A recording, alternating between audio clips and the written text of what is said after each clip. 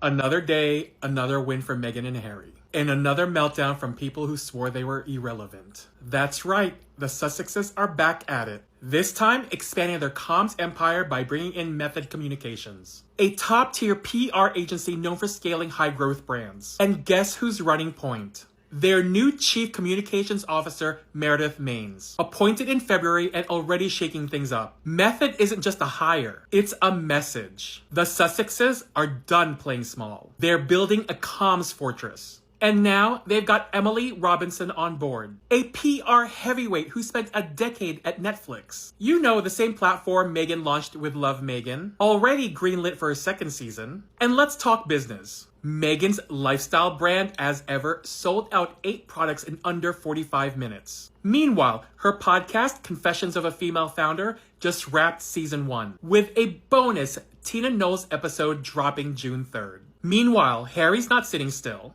He just spoke in Shanghai at a $490 billion travel conference, pushing global leaders to hit 2030 sustainability goals through his nonprofit Travelist. Business, philanthropy, global strategy? He's doing it all. And according to insiders, there's more coming. New adventures, big announcements, more empire building. They're not just telling their story, they're owning it. So keep watching, keep talking, because the Sussexes, they're only getting started.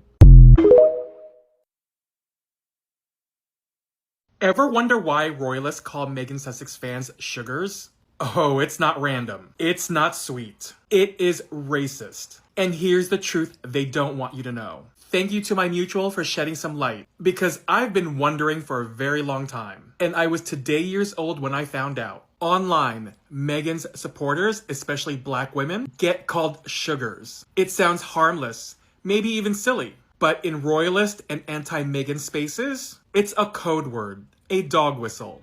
The word has roots in slavery. Enslaved Africans were forced to work brutal hours on sugarcane plantations in the Caribbean. And sugar became a slur used to dehumanize them, because they were seen as extensions of the products they were forced to make.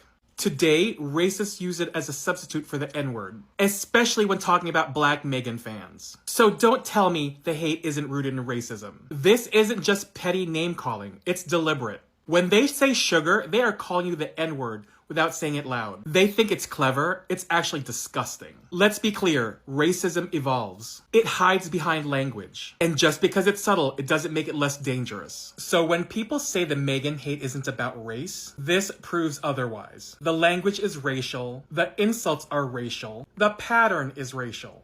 The British press and the royalist trolls, they've tried to make racism palatable. Sugar is one of their tools. If you're against racism, you can't ignore how these words are used to dehumanize black voices, especially when they dare to support someone like Meghan. So yeah, sugar isn't cute. It's a cover for something much uglier, and it needs to be called out. Morning friends, happy Sunday, how are you doing? The astonishing presents given to the royal family are revealed. From a £340,000 Rolls Royce for Charles. We don't need to read the rest of the article. The biggest question that we have here is one of common sense. The royal family are already billionaires. They cannot refuse gifts, it would appear rude. But why don't the royal family do something amazing with those gifts and raffle them off for charity? Can you imagine at £1 a ticket, how many tickets could have been sold to win that Rolls Royce? Probably £1 million. £1 million raised very quickly with no overhead for charity, transforming the lives of people in the UK that need that charity to support them. It's so simple, isn't it? I'll never win Mastermind. I do have moments where I am clever sometimes, not all the time. But if I can think of this, anybody can. And the truth really hurts, because the truth is that the royal family are billionaire hoarders. They love money. That is their primary objective. Their second objective, a bit like RoboCop, is to keep their business, the family, in power. Other than that, 1, money, 2, stay in power. They do not care about anybody else. And it's disgusting in 2025 that a Rolls Royce that could have raised £1 million will be gathering dust literally in a garage somewhere when that money could be helping people in the worst times of their life. Comments are open as ever. Let me know what you think. Morning, friends. Happy Sunday. How you doing? Prince William laughs off awkward question during Duchy of Cornwall meet. It wasn't an awkward question. It was a genuine question from one of the many unlucky, the hundreds of unlucky tenants that have to pay this lazy billionaire grifter rent every single month. If you didn't know, William collects rent on a monthly basis from 200 farms and 600 properties, 600 houses. So a total of over 800 properties. And this person was simply asking for a rent reduction because William's a billionaire and a 10% rent reduction means a lot for the individual, but literally would mean nothing to William. Demanding and ambitious royal reveals plans to bring about real change. I mean, it's just getting beyond a joke now, isn't it? It's like being in bloody North Korea. What meaningful change has William ever delivered in his lifetime so far? He literally has done nothing for the UK population or us as a country. He's not driven opportunities, training, investment or prosperity for anyone other than himself and his own family. It's time for change in 2025 and 2026. Comments are open. Let me know what you think. I am secure in my knowledge that Charles is a terrible father because he went against his own mother's wishes and kicked them out of Frogmore Cottage, and the property still sits unused to this day. So the only reason you can point to for kicking them out was being a petty little biatch of a father. So he can't be upset and start briefing about how they have a new royal court in a different place because he was the one who kicked them out. Positions, be it from a grassroots leadership level or beyond that, to say we need to have a seat at the table and we need to be leaders that are really comfortable having our voices heard, because when women are uplifted, the entire community is. What does the work entail? What do you do? Yeah, so last February, actually, I went to Rwanda, which was incredible because Rwanda has the highest percentage of female political participants of any other country in the world. So 64% of their government is female. Wow. So when you see 64% of the senators being women, it just changes the conversation that's at the forefront. So I went there to meet with those leaders and then to also go to Gihembe refugee camp and to meet with female leaders at a more of a grassroots level, and then take that information, use things like this and use opportunities like I have on the TIG to talk about things of really high value. With all the problems Rwanda has had, how do you explain this seemingly contradiction? I think it's really, truly, and especially being there on the ground, it was so interesting to see that in the wake of, obviously, such a horrendous experience that they had, which was not much more than 20 years ago or so, right? We're talking something that was fairly recent. Yeah. And in that, yes, so many of the men were lost in the genocide, so it gave women an opportunity to either succumb to that or to then find some strength and then mobilize in a way that was really empowering. And I think that's specifically what they've done, which is a great benchmark for what women all over the world could be doing. Where in this dilemma does the United States stand?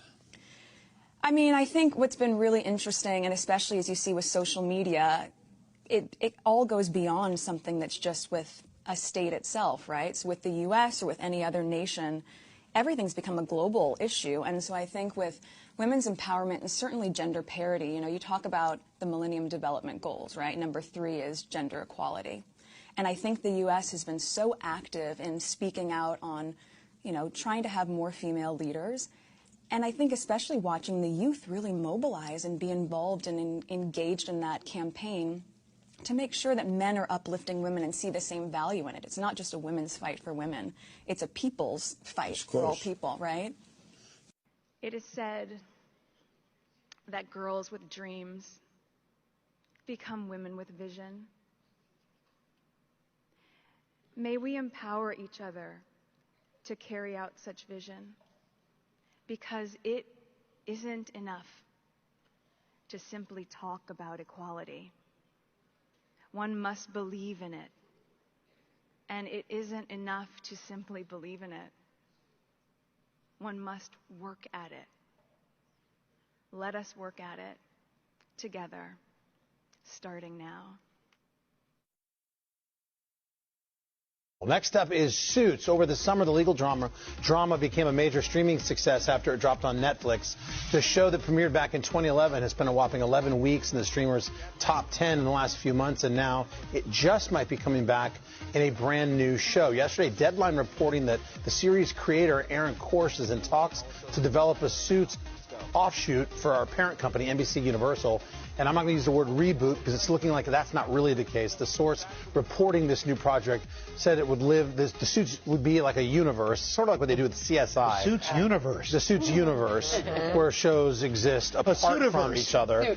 Of course, casual. This is the show that made Meghan Markle a household name before she ever became royal. No word on casting yet or when we're going to see it. It's going to be leisure suits. Leisure suits, right. Pantsuits. Tracksuits. Meghan Markle herself was actually in this kitchen working. This very same kitchen. A committed humanitarian while in Toronto, Markle volunteered here at St. Felix Center, feeding the hungry.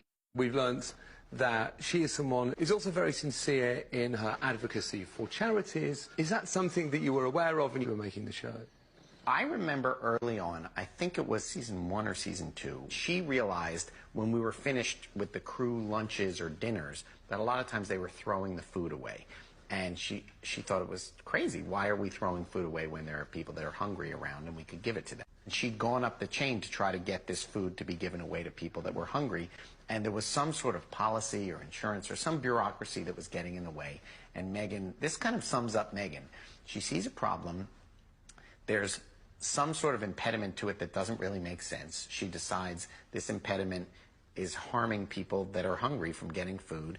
And I don't know how she did it, but the next thing you knew, we gave the food away to the hungry people. So.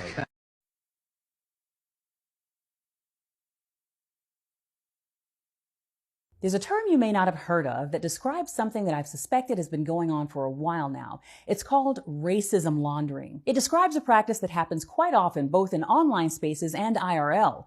The idea is you get a black or brown person to peddle your white supremacist talking points as their own and thus use their race as a cleansing agent of sorts to help you avoid any accusations of racism.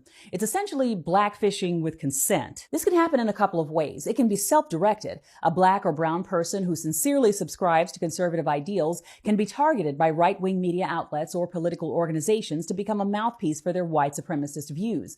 These ultra-right-wing outlets will incentivize a person of color to spew racist ideals in service of their agenda, or it can happen in a more surreptitious way. A scandal at a popular UK paper, the Daily Mail, has exposed an even more sinister form of this practice. Conservative writer Dominique Samuels recently outed the paper for offering to pay her for a, quote, ghost-written, negative, verging on racist piece, which she turned down because it apparently went a bit too far. This time, when a commenter asked her about whether another piece that she had supposedly written that attempted to downplay racism against Meghan Markle was also ghost-written, she simply responded, yeah, it was. Commenters who are familiar with the Daily Mail's content immediately started to question how far-reaching the practice was, considering that the Daily Mail regularly publishes content by several black conservative writers. This racism laundering seems to play into a larger phenomenon of influence peddling that seems to be much more common than it used to be. The practice of black and brown talking heads, commentators, politicians, and operatives essentially selling their minority status to the highest bidder. I'm sure they see it as a winning strategy. You announce yourself as being amenable to discussing issues from a decidedly conservative, even borderline racist point of view, and you instantly become a hot commodity to the right. They're always in need of black and brown voices to communicate messaging that might come off as racist if it were known to be coming from a white person. And there's the added benefit of pulling more black and brown people into the fold by showing them someone who looks like them, who thumbs their nose in the face of the liberal left. They now get to be the mavericks, the elite, the chosen few who really get it. Racism laundering may not always happen as blatantly as it did with the Daily Mail, but the practice is alive and well. Once you're aware of it, you'll start to recognize the earmarks of it, and hopefully you'll begin to question some of the messaging coming from black and brown people that's meant to normalize white supremacy. Hey DC, I can't wait to see you on the 15th of October. Check the ticket link in the description of this video or in my bio for details. They weren't making it up when they were talking about there being a security threat. It isn't just online that Harry and Meghan are attacked. In 2018, less than 2 years before the summit, a letter is sent. that was addressed to them, accompanied by a racist diatribe against Meghan. Inside was a suspicious white powder. It looked like an anthrax attack. Actually, it turned out, thankfully, obviously, not to be anthrax. So they weren't making it up when they were talking about there being a security threat. Harry is the prince of the blood. You can't take that away from him. He is the king's second son. And if, say, the Duke and Duchess of Sussex titles were removed, Harry would still be Prince Henry of Wales, and get this, Meghan would be Princess Henry of Wales. Now, to my mind, that would be far worse than her being the Duchess of Sussex. So it could actually be an upgrade. Princess that she could use the title. That's an interesting point. Maybe that does put me off slightly. Cara, quite. Harry is determined to see if there has been a conspiracy against him. In the summit, the Queen's private secretary had told Harry that the reason for printing a draft of just one option is that none of the printers at Sandringham are working. Harry wants to find out if this is true. As he gets closer to the room, he hears a printer working. Hello. Is that working? Yes, Your Royal Highness. You're saying that's not broken? That? It's indestructible, sir. It's been stitched up. The jig was up. The decisions have been made before the meeting ever really started. That would have just confirmed what his fears, really. They'd already decided what the outcome was going to be, and that it was going to be presented to the public, and he had no say. But Trump isn't the only elder statesman with a friend in need. King Charles was in Canada today to show his support for the Commonwealth during this difficult time. The King delivered an uncharacteristically fiery speech this morning in front of the Canadian Parliament.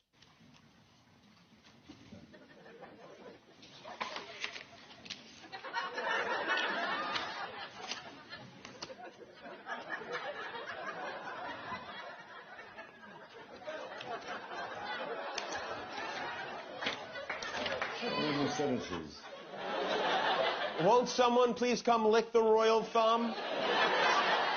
Next, I want to see him try to open a Capri Sun. That would be good, right? So then once he was able to pry the manila envelope pages apart, the king spoke not just with power, but also with grace. Every time I come to Canada, a little more of Canada seeps into my bloodstream, and from there, straight to my heart. Gross. I don't know. Hello, my people. Lady Rosie here. How y'all doing? All my new subscribers, you're welcome. And my returning subscribers, y'all know I love you. How y'all doing, people? So, did y'all hear this news? Breaking news! The Successes have a new PR team now. And baby, the resume on one of those other ladies from Netflix, she been hanging around Netflix for over a decade. Those are the resumes that we want to hear out here. I don't know the resume like Jason Nuff. I cannot stand those men. Man, you letting some other man touch you behind. What's wrong with you? What's wrong with you? You gotta go lay down in the bed with bully him to get a job, and then your PR job is just to lie about people. These people so miserable. But like I always do tell you, the bad thing with them is the twisted DNA. Because if you're coming from the sister and brother, you are not normal. And therefore you have no shame. The shame, the little molecule in our body that makes people feel ashamed of lying, of telling lies. If you have normal people's DNA, that's not twisted with a half chromosomes. All those chromosomes of those people twisted, because guess what? There are lots of abnormalities. You can't, it's in the Bible. You can't be laying down when you're no damn family member. You can't be doing that. So those Jason Nuff came from all those mixtures. That's why they got no shame. Instead of doing the real PR jobs, they have to go in bed with their bosses, and then next thing you know, them bosses be touching them behind, and then next thing you know, they're sitting down there lying for no reason. But here we got the successes. They got the real deal. No, they're not playing with nobody. They're not playing with nobody. They're not playing with mama, with your mama. They're not playing with your daddy. They're not playing with nobody.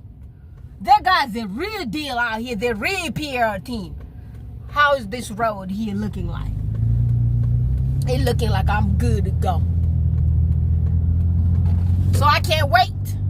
So this PR, sometimes it's also these people that will come out there, instead of doing the real work, they're gonna start hesitating doing them jobs. You know, some of those teams, sometimes Success Squad, y'all need to look for people like me to be the head of those PR team, because I'm cutthroat. I ain't feeling sorry for no damn anybody there. And you're gonna try to shame me. You're gonna try to tell me all those nonsense. I'm a rabbi dude in the Bible, throat for throat, head to head, eye for eye. That's exactly how I roll in my world. Don't bring your damn stupidity to me and think that I'm gonna play nice. I don't know my ancestors. So this P team, we're watching y'all guys. Y'all need to do true work. But good thing that y'all did all sold those as ever product and everything, got everything up there in 45 minutes, which y'all did good. And right now here we waiting y'all guys to amplify the success. We want to hear them to reach the world more than they are reaching right now. Y'all doing good job, and keep doing Lord's work. You ain't playing no damn nice with no damn tabloids. You're not playing no damn nice with people with twisted DNA, inbred, people coming from incest. They ain't got no hurts. Heinous, terrible people. All these racists, all these terrible people with all this level of hate. I don't know anything good to say about y'all guys. And y'all can't come out here and listen, YouTube don't come out here bully me either. Let me say what I have in my mind. I don't like when people kind of share my words and try to make me start mumbling under my breath like all them mumbles. I want to speak, and I want to speak clearly and loud. I love this new PR team for the successes of professionals with good CV, with a good curriculum vitae. That's what I'm talking about. Yeah, that's what I'm talking about, my Royal Highnesses. Did y'all guys hear this of Ingrid? She always pops out here to Dan Wooden. Tell Don Wooden, you know what? One thing, they're gonna take the Success title. That's gonna even be worse, because Duchess of Success is gonna become Princess Harry Wales, and that is pissing them off, and they can't do that. So they're just passing a message to this guy here, this Pegalo, this dude, the closet gable, the bully. They're just telling them, if you gonna try to take any kind of title from these people, guess what? You can't take anything from Harry from being Charles' son, you know? It ain't gonna work. And I can't wait for that day to even happen. I want that to happen even quick. Take that success title. So we're gonna switch, and we all gonna become Princess Harry Windsors. Oh, we all gonna become, oh well, yeah, I'm gonna exit the Lady Rose Success, and I'm gonna become myself also a Lady Rose Wales. How about that? Try to pull your bullshit on us. Yeah, we know how y'all guys will be rolling down there. And they say that this guy's becoming modern prince. The real modern prince that we know out here is Prince Harry. He's married to a black woman, and his mother-in-law is a black mama, Miss Dora Reglan. Yeah, that's the modern. That's the modernity. Yeah, none of y'all guys are stupid racism that is happening there with this this closet boy. This cheap, stupid guy, this bully. He ain't no modern royal. That guy's still lives in all those Neanderthalian era. And he sure is one of them. That guy is stupid.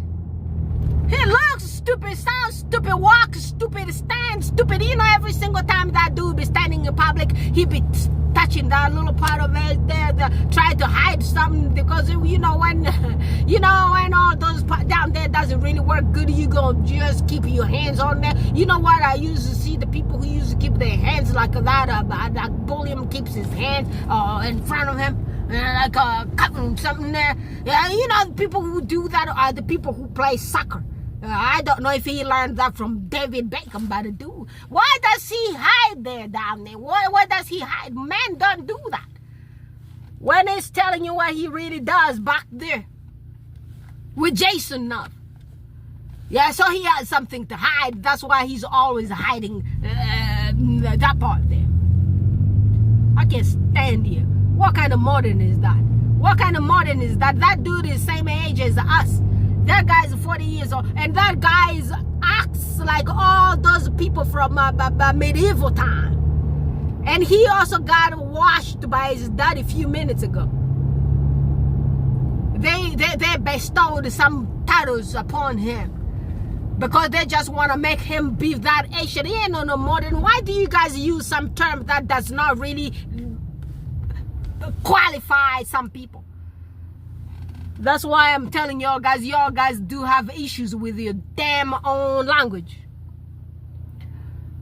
You speak that same language. You were born in that language, and still you don't have the understanding of your language. That's the definition of stupidity. That's what happens when you are really inbred and mixed up and twisted chromosomes. That's what's going to happen to you. You ain't going to be that smart. Your IQ is questionable. Your ways of doing stuff is questionable. You ain't got no molecular shame in your DNA, in the mitochondria of the nucleus of your ribosomes. You are dumb like your mama who be sleeping with the uncles. You dumb like your father who be sleeping with these nieces. Damn it. These people be getting on my nerves. I'll be getting on my nerves so bad that I don't even know how to control myself half the times when I'm making these videos, thinking about what y'all guys be doing to my Royal Highness the Duchess of Sussex, Meghan. When I think about you a little bit, it's like damn, my gloves are really off right here. All the language that y'all guys gonna speak, we're gonna speak exactly the same language. And I told you, I ain't gonna be playing nice out here. All right, family, I'm gonna stop this video. You know, when my mouth is running like this, I'm gonna say some stuff, and then YouTube is gonna be like, we ain't gonna let this video go through, because this video is talking about lots of smack. So I'ma quit. I'll talk to y'all guys again tomorrow. God bless you. I love you, Sussex. Go ahead. Keep doing the Lord's work. Y'all doing wonderful work out here. Keep subscribing to all our Sussex-friendly channels. The other day, I found a few new Sussex channels that I subscribed to. And I also posted those channels on my page here, so y'all go check those sisters and brothers and bless all the Success Squad, and let's get all of them to 10,000 subscribers. I do appreciate y'all guys for subscribing to Isabella Back's channel. I saw the sister did reach 6,000 subscribers, but we still have 4,000 more to go. So please bless the sister, share her videos. You know, when you share the videos, it's easy for people to reach us. And also, my videos are not getting any views. I know y'all try, y'all doing the best, and I do read your comments, and I do respond to every single one of them, and I do appreciate all of y'all guys. Thanks for your support. Keep supporting all of us, and let's also go to my brother Baron's channel. That's the Royal Success. Let's get the brother one of those silver plates. You know, my brother works so much. Baron, God bless you. I love you. I talk to you guys again tomorrow. Bye for now.